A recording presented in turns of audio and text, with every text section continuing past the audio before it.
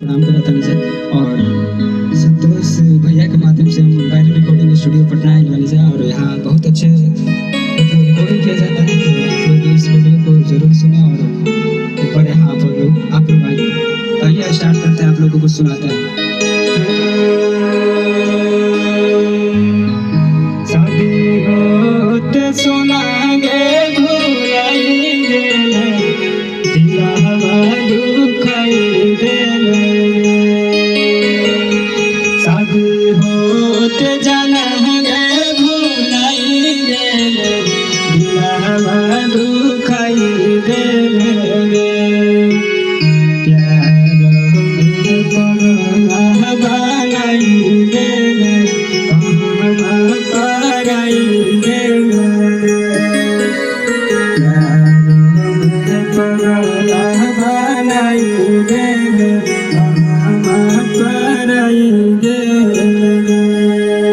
सोचलो सपना मायारा मना मत मिलाई दे। सोचलो सपना